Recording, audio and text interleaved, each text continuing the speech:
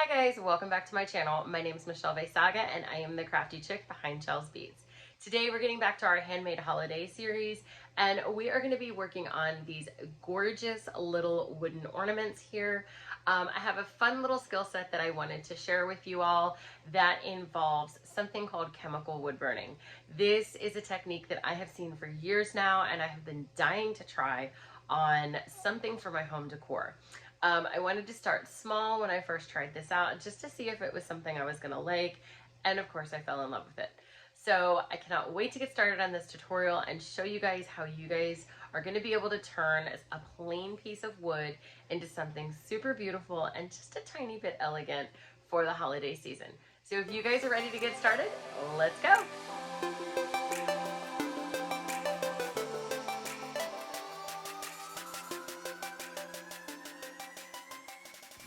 To get started with our project, we need to go ahead and prep our wooden ornament rounds. I'm using a 320 grit sandpaper to completely sand smooth the side of one of the ornaments. This is so the solution does not bleed onto the wood grain. The solution that we will be using is ammonium chloride and this Thicket food thickener that will be used to give us a gel-like consistency. Please make sure that you are wearing proper PPE and working in a well-ventilated area. To mix up our mixture, we are going to take a tablespoon of the ammonium chloride in half a cup of warm water. Mix that until all of the ammonium chloride is dissolved, and then we will move on to thickening our solution.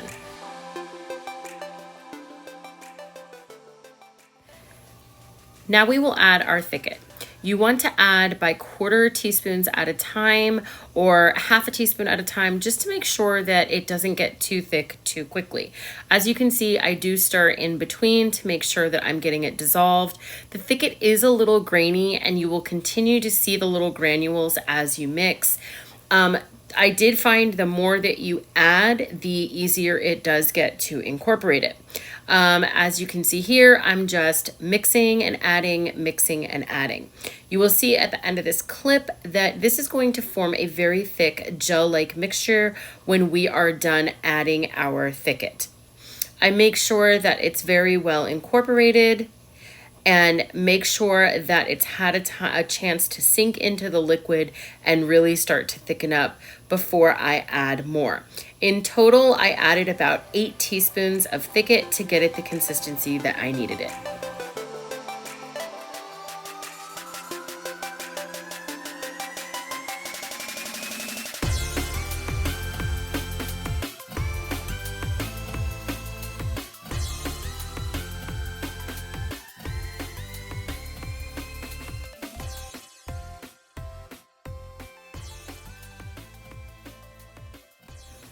Once we have it thickened to where we can work with it, you're going to want to test it on a paintbrush by dipping the paintbrush in and making sure that it doesn't fall easily off the brush.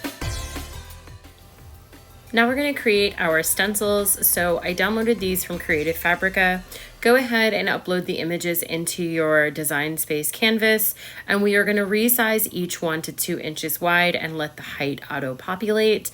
From there, just make sure that you go back and highlight each piece and click attach or weld on the bottom, just so that it cuts all in one piece. Otherwise, it will divide all of the pieces up and separate them on your mat. Go ahead and cut this out of stencil vinyl, and we are ready to apply our stencils. So after we have the stencils out, put them on some transfer tape, and you want to make sure that you're weeding out the part you would normally leave behind. So in this case, you would weed out the word and that greenery, leaving the excess vinyl around it. As you can see here, I'm just eyeballing it, centering it into the wood. I use the hole at the top as kind of a guide, and I make sure it's pressed down really well and remove the transfer tape.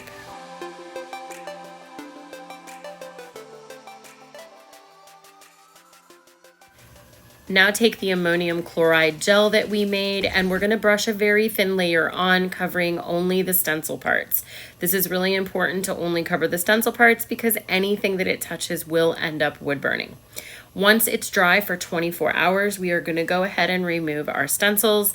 Make sure to get a pokey tool so that you are removing all of those little extra bits that you don't need. We don't want those to be left behind when we apply the heat gun. I'm using a variable temperature heat gun from DeWalt. This is a heavy duty heat gun, and you need to make sure that whichever one you're using, that it gets hot enough.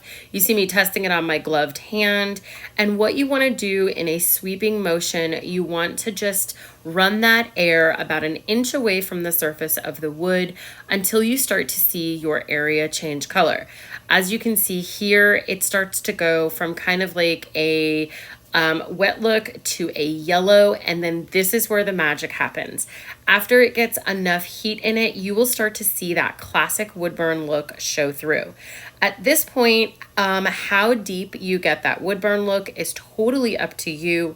You can keep it as light and a honey tone like this, or as you see me doing here, I really concentrate the heat over certain areas and allow it to really darken up.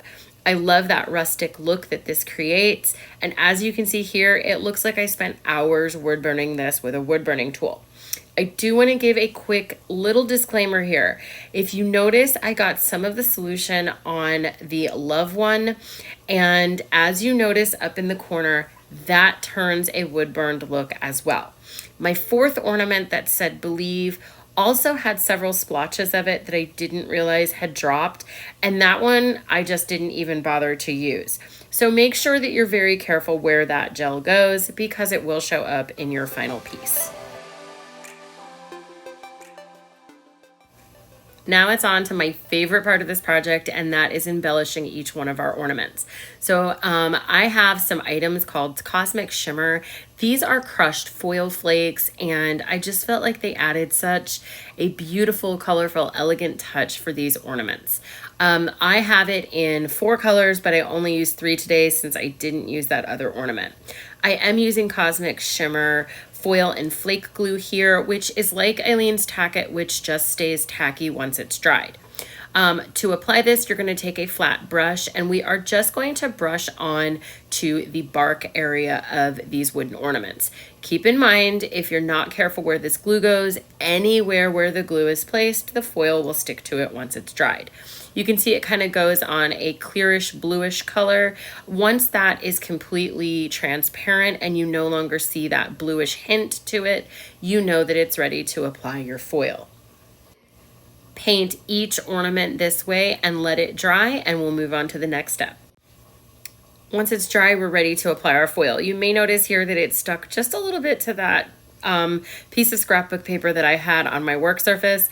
I will say this, it's probably best to lay down a sheet of wax paper or parchment paper when you're letting your pieces dry. Be very careful opening this foil. This goes everywhere.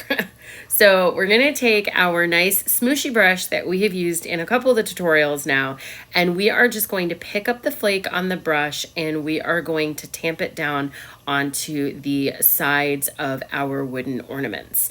We are going to do this with each color, and one of the things I like to do after I get a full coverage on it is just come back through and kind of using a swirling motion, come back over and just make sure that all of those flakes are nice and adhered down, and make sure that I don't have a lot of extra fallout.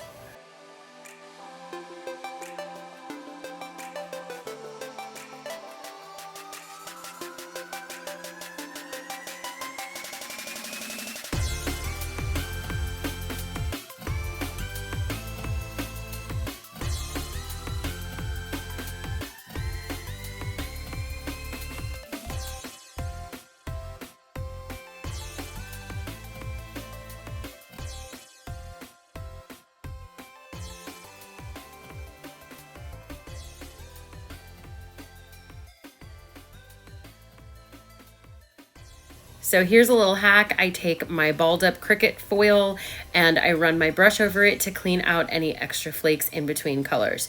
Go ahead and move on to your next color and keep applying and cleaning your brush just like this for as many ornaments as you have prepared.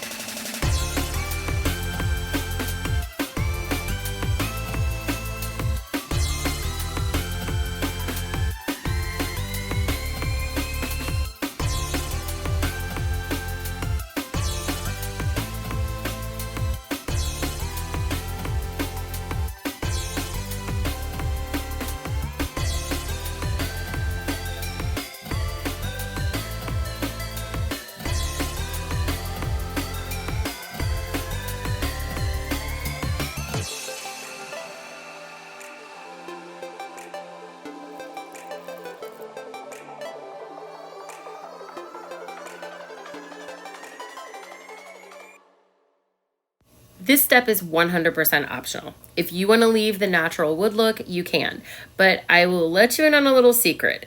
I used a different design stencil for the original one that I tried out, and I didn't like it. It bled like crazy, so I needed to cover up the backs of these. To do that, I'm wiping that flake glue all over, and we will be adhering whole sheets of foil to the back of our piece.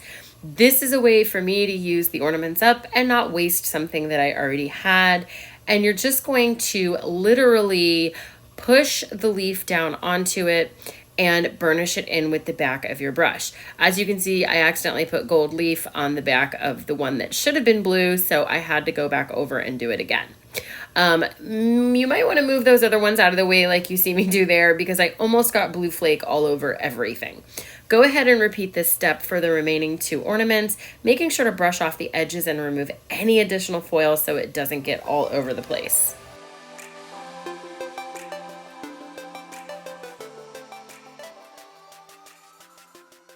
It's time to finish up our ornaments by embellishing them and giving them a way to hang from your Christmas tree. So to do that, you're going to want to take some 20mm bubblegum beads, some accents. I'm just using some supplies that I was able to find at Hobby Lobby, but anything that you can hot glue to the center of the bow is perfectly acceptable. So I'm going to show you how to add a bead with a very small hole. This is a little bit different than I did the other 2 because it just won't go through multiple layers of twine. To do that, you're going to create a slip knot in your ornament. So to do that, you put the folded end through and then slide through the 2 loose ends. From here, we are going to create a, we're just going to tie these 2 together in an overhand knot like we do to tie our shoes to secure it down. And then taking 1 strand, we're going to wrap it around in a half hitch knot, similar to a friendship bracelet knot. And we are going to pull that knot down onto the overhand knot. What that does is keep that top piece of twine at the top of the ornament so that it hangs right. Go ahead and clip off that extra piece of tail, and you can always dab a little bit of glue on that if you're wanting a little extra security. Now we are going to twist that twine through the hole of our bead and slide it down onto our knotted area. From here, we are going to be securing this to create a loop. Now, I had to try a couple of different knots to make sure this wasn't going to slip out. So the easiest way that I found to do this was something that I found called a hitching post knot. We are going to be wrapping that around until you can see the middle of the thread. You're going to bring that tail up and from behind through that second loop. It's much easier to watch what I'm doing than to follow what I'm saying. To secure that knot, we are going to do another half hitch knot or friendship bracelet knot and slide that down just to make sure it's secured. Pull that really tight. This twine is actually really strong, and trim it very close. Once again, you could add a little dot of hypo cement or another type of super glue to secure it. Now we're ready to attach the other 2 beads. These styles have larger holes, so my attachment is just slightly different. We are going to twist these 2 ends through the hole of the bead, and you might want to keep a little bit of water handy to wet the end of that twine so that it doesn't split while you're pushing it through. Once you have your bead on, slide it about 3/4 of the way down, and we're going to come in through the back of the ornament with the 2 tails and slide it through the hole. From here, we are not going to create a slip knot. We are going to tie that same hitching post knot, which I may actually be wrong on that name, but that's just the name that I found. So once we have that through, that is how we are going to secure this versus doing a slip knot. So like we did before, we are going to create that circle where you see my 2 fingers with the thread that the bead is on in the center. Come up through the back, through that second loop, and tie this down. This is going to be the most secure way to keep this bead on there without having it slide around. And we're going to tie that second friendship knot in there just to make sure that we have that extra bit of security to it. Once that is on, you can go ahead and clip your tail and add that little drop of glue if you would like that added security.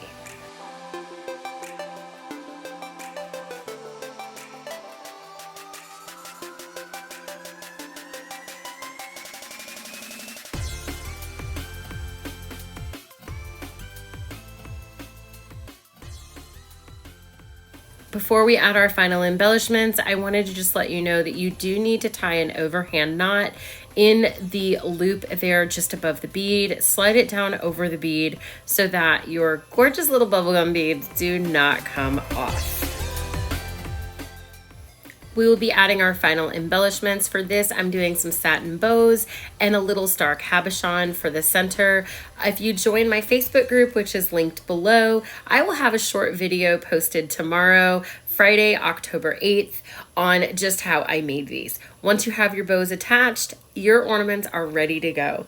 I hope you had a blast with this tutorial, and I cannot wait to see all of the beautiful creations that you come up with. If you like this video, make sure to give it a big thumbs up. Please subscribe to my channel. It really does help for me to keep bringing you amazing crafty content. I want to thank all of my supporters and followers from the bottom of my heart. It truly means the world to me. If you'd like to catch my last video, you can do so here. Just click right there. And until next time, guys, stay creative.